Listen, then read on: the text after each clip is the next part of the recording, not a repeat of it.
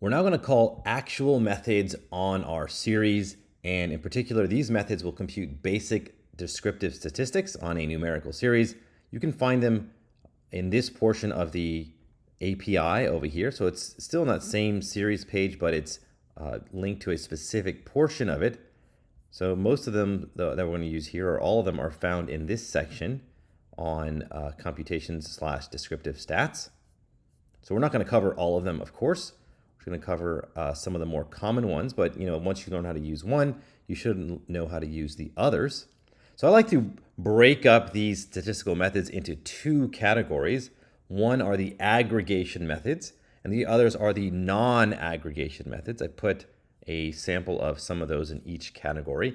So the word aggregation, you need to really understand what this means. It's a technical term that means to summarize the series with a single number. So aggregate means we're going to return a single number to summarize the series, right? So if we take the sum of the series, we're just summing up all of the values into a single number.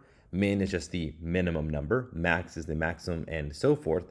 So all of these are aggregation methods. They return a single value.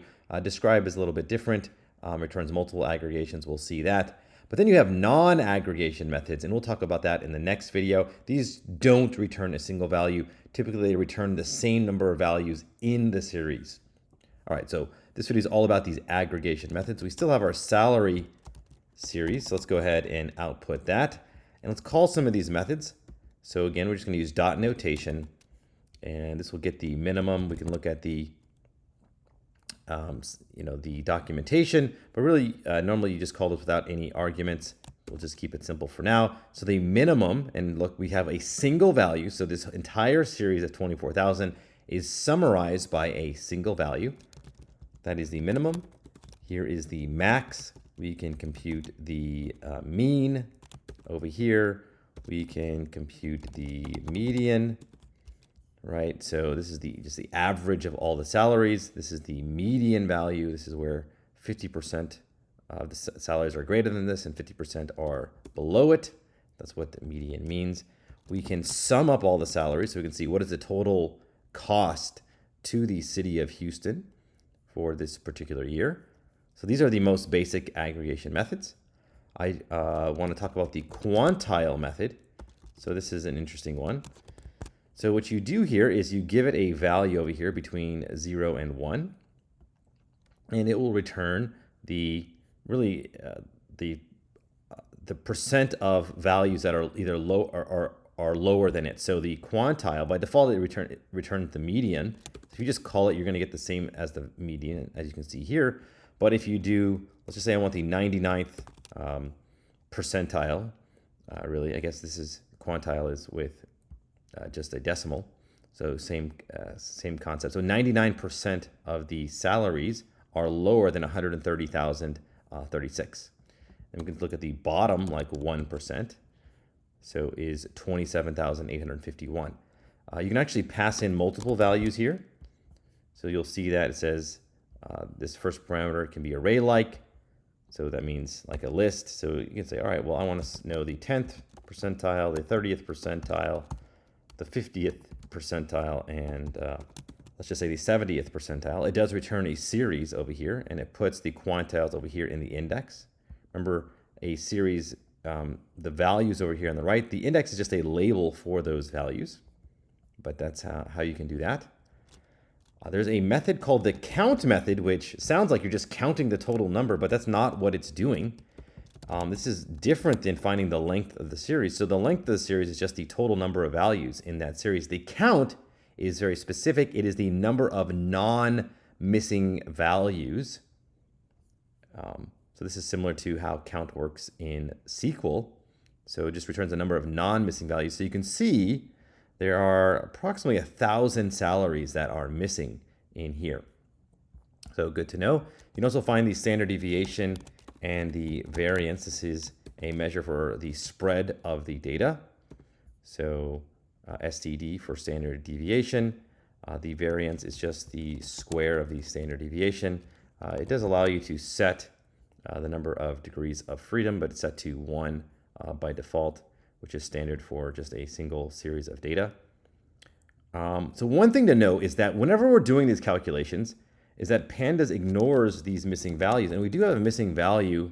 Well, there's 1,000 approximately missing values, but just to show you, there is one at the very last slot over here. And so when we sum this up, or take the mean, or take the median, pandas just ignores these missing values.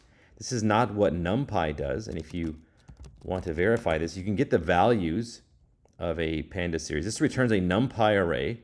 NumPy arrays have very similar methods to pandas series. So if we try to take the mean of this, we're actually going to get nan.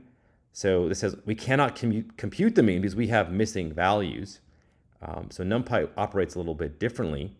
So just to be aware that when you do take these summary statistics, you're just ignoring missing values. So you can have missing values. So it's a little bit dangerous to just use these if you're not aware of that. There is an option over here.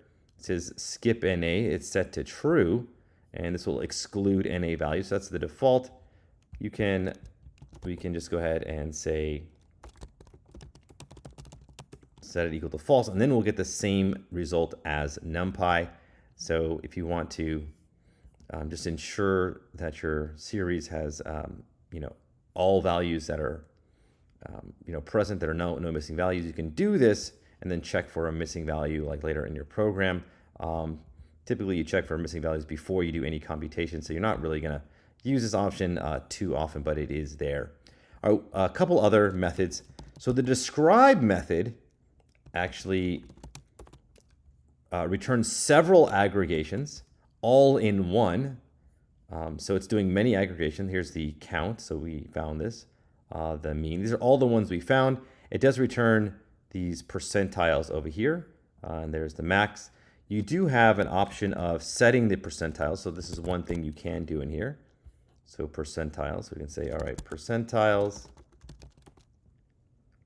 and then just set it to some numbers. So if you don't want to use these 25, 50, 75, you can just set your own.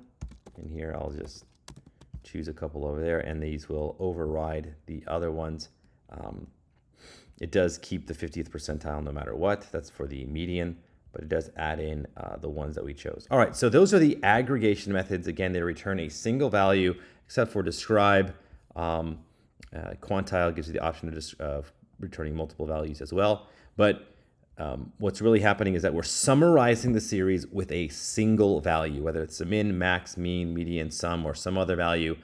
We are summarizing that entire series with a single value. That is the definition of an aggregation. So it's a good idea to separate these methods in your head, those that aggregate versus those that do not.